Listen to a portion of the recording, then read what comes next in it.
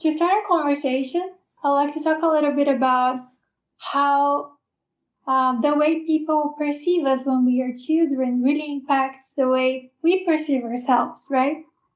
I think especially because we're twins, we have experienced this a little bit differently from other people who have not had the experiencing of having a twin, right? Everything comes back to childhood, doesn't it?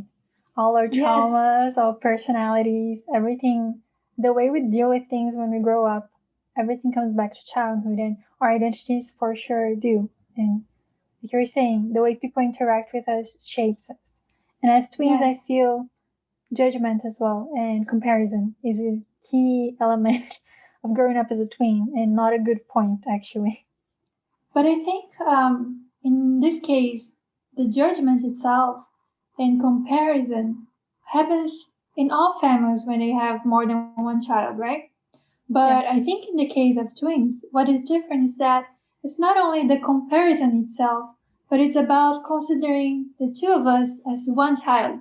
You know, because our identities have become mingled. We became one person in many situations.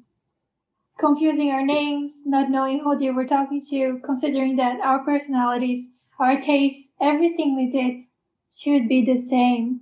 And because we were molded and influenced to behave that way, we in many ways have become to like behave and be very similar to each other.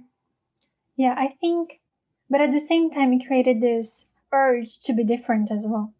Because I remember when we were very young, like our mother used to dress us in the same way, same haircut, same clothes, same everything, buy everything double, the same exact toy, but for the two of us. And there was a point, I think we were, I don't know, maybe 7 years old or a bit younger.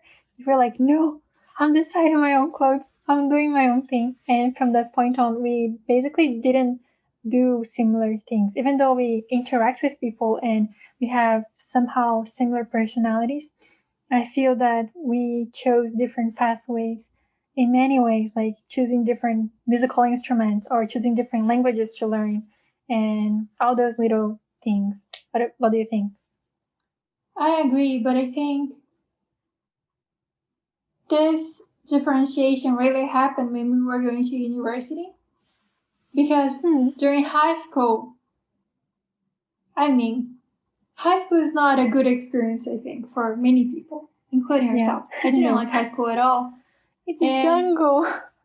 Yes, it's like a jungle. But, when people start saying, oh, you're really good at this subject and you're really good at this other subject, but not so good in this one, you kind of accept that as a truth to yourself, which sometimes is not exactly right, because we are good at many things, right? So it's not like, oh, you're the twin who is good at science and math, like was my case, and you're the sister who is good at writing or, social sciences, whatever.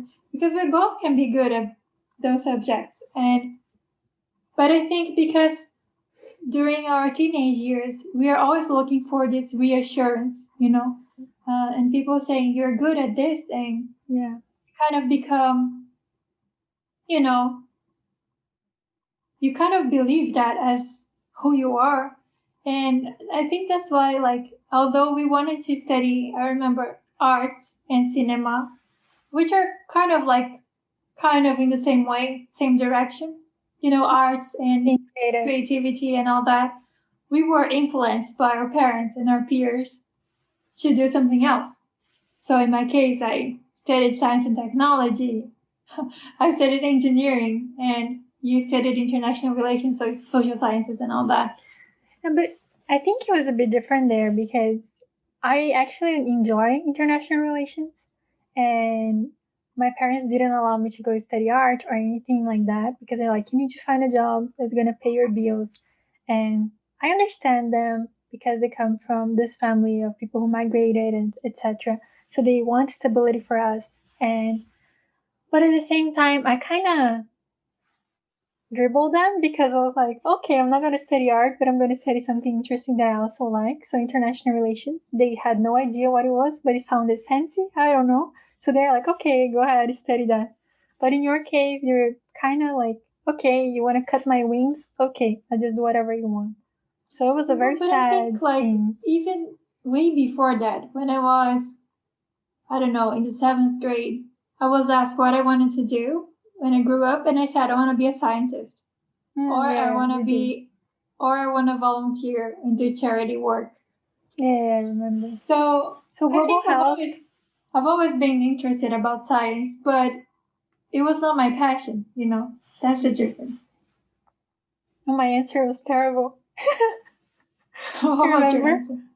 Okay, I had two answers. One was when I was very, very, very young. I said I wanted to sell ice cream. Because, well, who doesn't, right? If you're like 5 years old. But then when we were in school and I remember you answered that you wanted to be a volunteer, I said I wanted to be president. Yeah. But I wanted to be president of the world. Well, okay, I ended up studying political science, so it was the closest I could get to that. Yeah, that's true.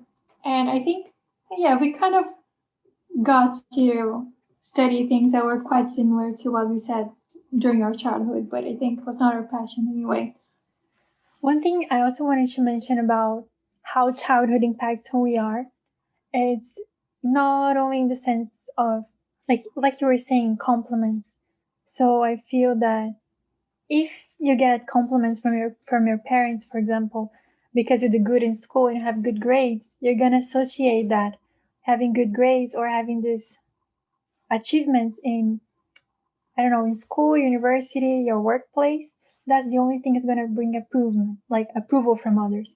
And I don't know if you're even like gender differentiation, if you always said, oh, you're a good girl because you're quiet, you're a good girl because you listen to your parents or you listen to other people, or you're a good girl because you do that, or you're a good boy because you try different things because you're adventurous or whatever. I think this also shapes how kids grow up and what they get their sense of approval from the world. And so maybe those patterns that were reinforced when you were very young, they still play out in our adulthood. Yeah, for sure. And also, we kind of associate love with the things people are praising us, right? So, my parents will only love me if I do well in school, if I behave well, if this and that. And love should be unconditional, right? Yeah. I think I even wrote about that in a post on our blog. Yeah, you did. It's pretty good. You should check it out.